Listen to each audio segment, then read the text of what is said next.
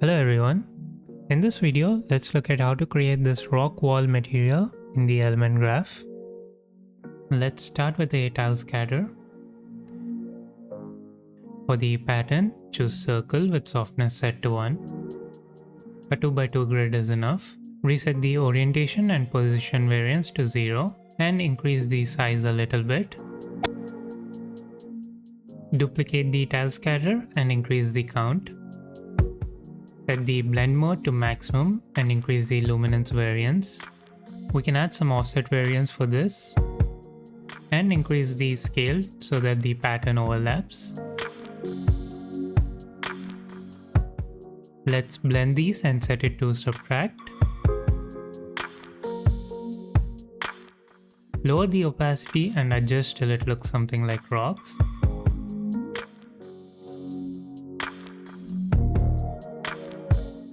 We can see some artifacts as the circles are overlapping. Just blur it a little so that goes away.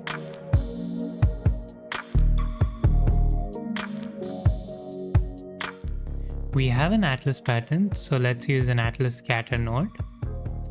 Change the type to grid and increase the count. Also increase the size for overlapping.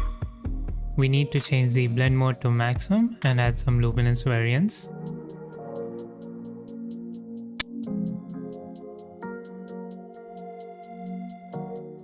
Back to atlas scatter, I'll add some position variance. Reduce the density so we only have a few.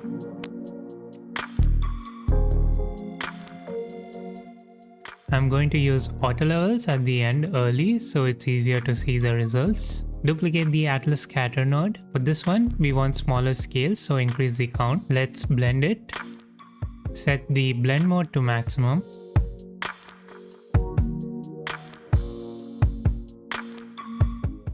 Okay, now we got smaller rocks on top of the larger ones.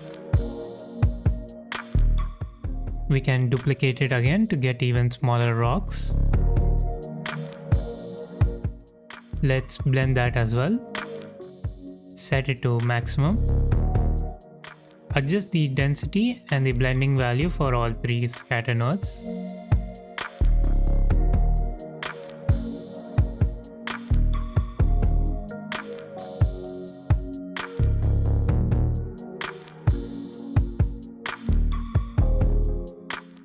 Let's use a directional warp. For the input, we can use purlin. Lower the scale.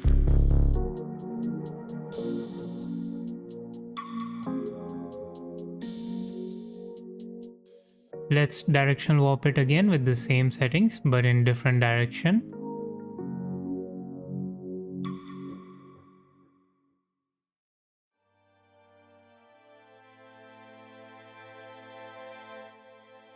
Let's add a slight blur before the warp as it's a bit too sharp. Keep it really low. You can go back and use a levels to control the intensity and blend between the three scatters, but for now I will just leave it as it is. That will be all for the height map. Before we move on to the roughness and color, let's create a pattern we can use for variation. I made one in the last video, you can reuse that instead of this, but I just wanted to show another kind of variation. Let's start with a shape generator.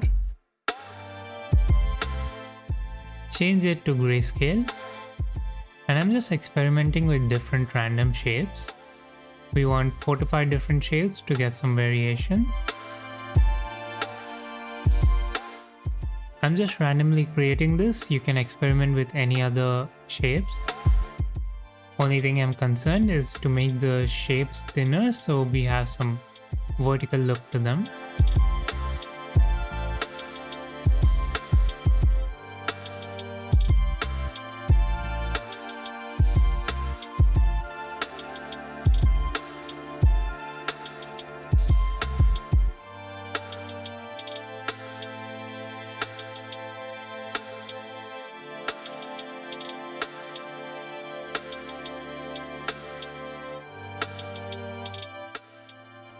Finally, use a tile scatter with all of these patterns as inputs.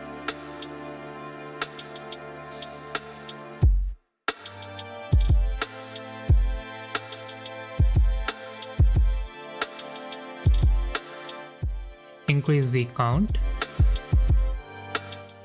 I don't want any orientation variance, but position variance works well with this. Increase the scale for overlap. We also need to change the blend mode to maximum and add variance. You can experiment with the parameters like scale and count.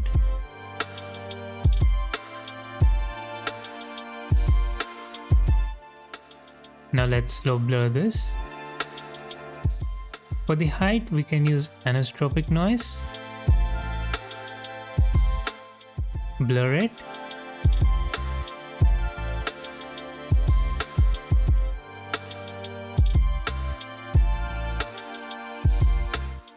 Change the mode for the slope warp to average.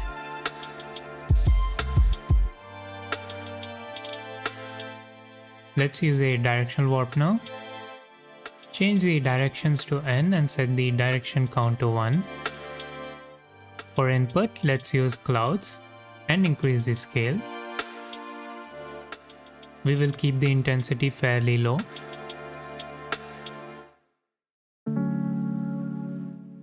Duplicate the directional warp. This time I just want to warp it vertically, so change the angle to 90 degrees.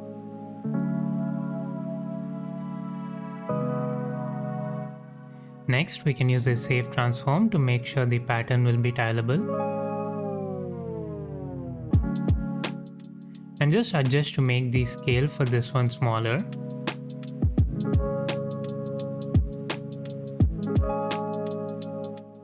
Duplicate the safe transform, and for this one I want it to look stretched.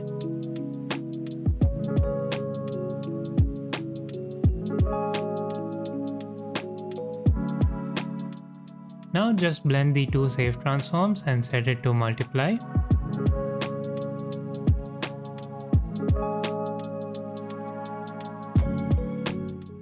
That should do it for the pattern. It looks somewhat like dripping paint strokes, and you can use this with a low intensity with your roughness or base color. You can reuse this with multiple materials to maintain a consistent style. Now let's move on to the roughness. Start off with the levels. Invert it and adjust to get a good base roughness range. Let's use Dirt 3 and overlay that.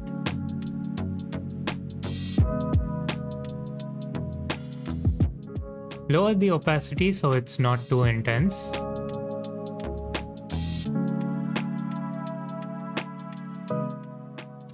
Let's use another blend node. This time we will use the pattern that we made. Connect it to the foreground. Change that to overlay as well and lower the opacity. And that should be enough for the roughness. You might want to adjust the values a bit more.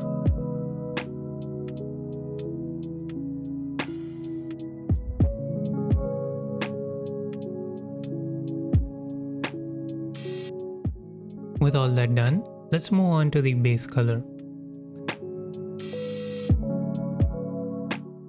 I will take a reroute node again so it's easier to manage. We will directly take a gradient map with the height. Use a sharpen before the gradient. This gives a nice highlight look. Let's adjust the colors in the gradient map.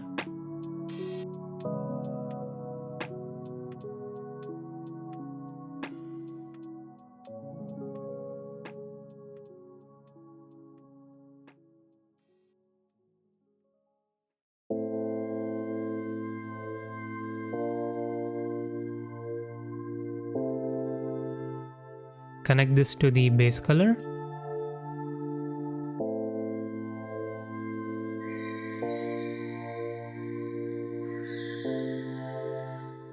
Let's use another blend node.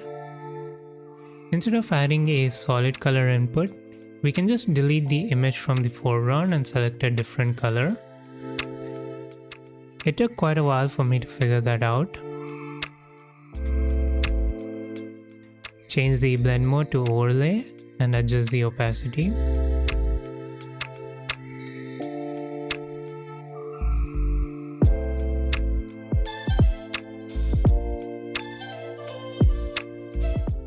Next, let's take a height to curvature map.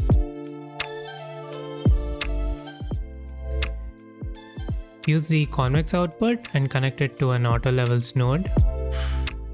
Blur it a little bit.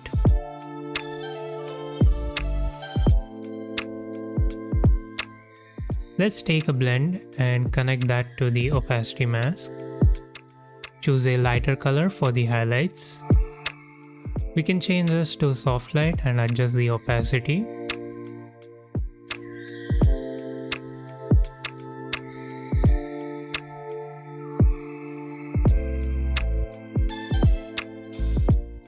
Let's take another blend node. We will connect the ambient occlusion through our levels.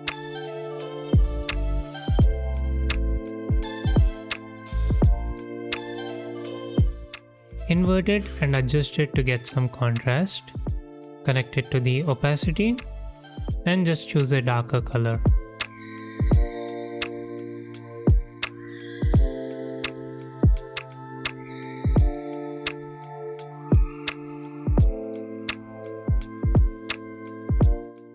Now, let's take a slope war from the height map. We can use a clouds for the height input.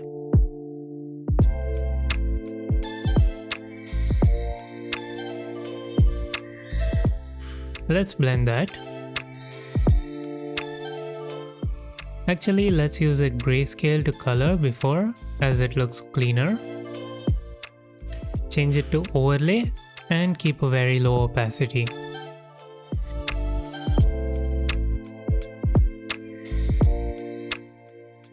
Let's use a final blend node for this. We will use the pattern we made earlier as the foreground. Let's use a gradient map with the pattern to control the color range.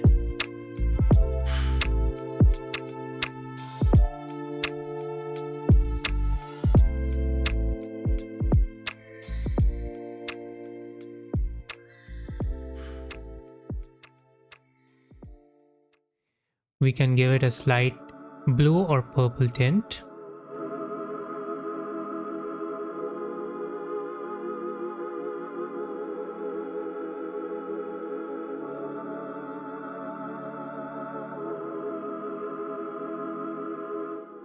Change the blend mode to multiply and reduce the opacity.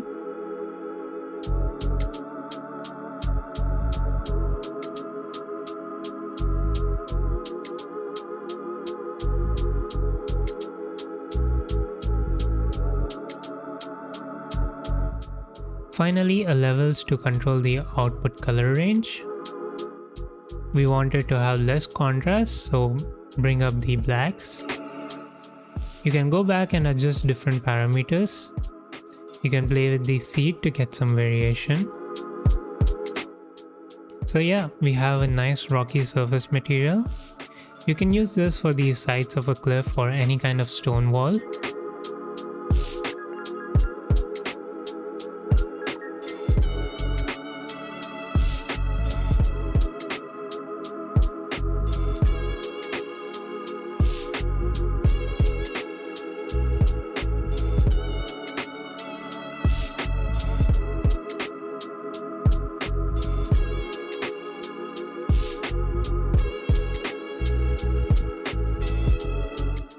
Let's take a quick look at the nodes.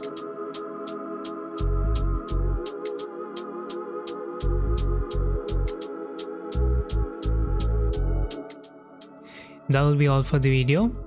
Hope you found it helpful. Leave a like and subscribe for more tutorials on InstaMAT. Thank you for watching, and I'll see you in the next one.